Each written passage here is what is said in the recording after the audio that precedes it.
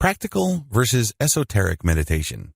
In the first video of this training, I outlined the common myths that tend to hold people back from adopting a personal meditation practice. It really all boils down to a sense that meditation is somehow, some way religious, mystical, or some sort of superstitious practice.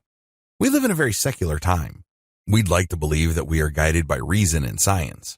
Given this context, it is entirely understandable why people have second thoughts about meditation. A lot of this really flows from the dichotomy between practical and esoteric meditation. Esoteric meditation is really the historic practice of meditation. In this context, meditation is practiced in connection with some sort of higher religious goal or some sort of mystical objective. If anything, meditation is not the centerpiece. Rather, it's just a side practice to what should be the primary goal, which is to attain some sort of enlightenment or some sort of spiritual release. Esoteric meditation. Esoteric meditation is rooted in Eastern philosophy. The whole idea of Eastern philosophy is that life is suffering, or that there is such a thing as karma and eternal rebirths. The whole point of any kind of spiritual exercise is to gain a perspective that enables people to break out of this eternal series of birth, suffering, death, and rebirth. Meditation has historically been associated with this thinking because meditation is one practice that enables people to start seeing life from a completely different perspective. This would enable them to think, talk, and behave differently enough for them to break the pattern of karma or the attachment that keeps them trapped in that mystical circle of birth and rebirth. As you can tell, this involves a tremendous amount of religious and spiritual concepts. There is chanting. People who practice meditation in this context say Om, Om, or they use some sort of spiritual mantra.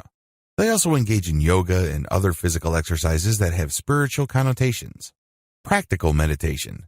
Practical meditation simply strips away all the esoteric, religious, spiritual, and mystical layers of meditation. Instead, it looks at the meditative practice based on the core mental processes that enable people to self-repair to such an extent that they do not go crazy. In other words, instead of dwelling on the surface differences, practical meditation goes to the structural components of the meditative act itself and strips away anything that is unnecessary.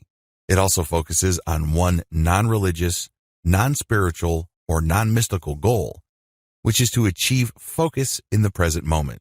We're not even talking about peace. We're not even talking about some sort of inner serenity, harmony, and what have you.